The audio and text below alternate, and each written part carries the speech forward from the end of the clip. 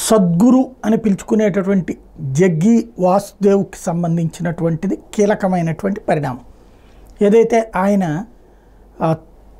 తమిళనాడుకి సంబంధించినటువంటి ఒక తల్లిదండ్రులు తమ బిడ్డలైనటువంటి ఇద్దరు ఆడపిల్లల్ని నిర్బంధించి వాళ్ళని సన్యాసత్వం వైపుకి తీసుకువెళ్ళారు, వాళ్ళని బలవంతంగా ఆశ్రమంలో ఉంచేసుకుంటున్నారు, అనేక మంది అమ్మాయిల్ని అట్లాగే చేస్తున్నారు అంటూ మేము భక్తులమే, హిందూ ధర్మంలో ఈ విధంగా చేయడం ఎక్కడుంది, హిందూ ధర్మాన్ని అడ్డుపెట్టుకుని దుర్వినియోగం చేస్తున్నారంటూ మద్రాస్ హైకోర్టు పిటిషన్ వేస్తే మద్రాస్ హైకోర్టు పోలీసులతో ఆశ్రమ తనిఖీతో పాటుగా అందరినీ కౌన్సిలింగ్ చేయాలన్నటువంటి కాన్సెప్ట్కి ఆదేశాలు ఇచ్చిన వేళ సద్గురు సుప్రీంకోర్టుకు అప్రోచ్ అవ్వడం, సుప్రీంకోర్టు ఈ కేసులో స్టే ఇచ్చింది, తాను విచారిస్తానని చెప్పింది, పోలీస్ చర్యల్ని నిలుపు చేసింది.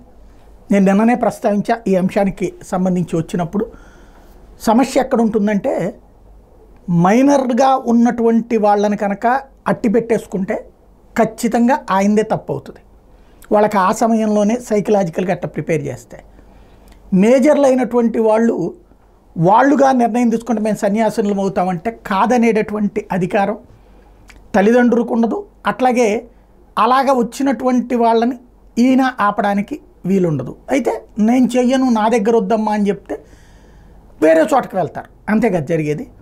ఇప్పుడు ఏమైపోయిందంటే సైకలాజికల్గా మేజర్లు అయినటువంటి వాళ్ళు రకరకాల ఆలోచనలు చేస్తున్నారు, వాళ్ళ ఇష్టం, తల్లిదండ్రుల ఆలోచనలకు పూర్తి విరుద్ధంగా ఉంటున్నారు, లేదా తల్లిదండ్రులకి ఆలోచనలకు అనుగుణంగా వ్యవహరిస్తున్నటువంటి వాళ్ళు పెళ్లి చేసుకుని తొందరగా పిల్లల్ని కానీ జీవితం సెటిల్ చేద్దాం అనుకుంటున్నటువంటి వాళ్ళు 100కి 80% ఉండట్ల, ఒక్క 20% ఉంటున్నారు. అయితే ఆ పిల్లలు మన కంట్రోల్లో లేని తప్పుని ఎవరో ఒకళ్ళ మీదకి తోసేసుకుంటే అదే పెద్ద తప్పు.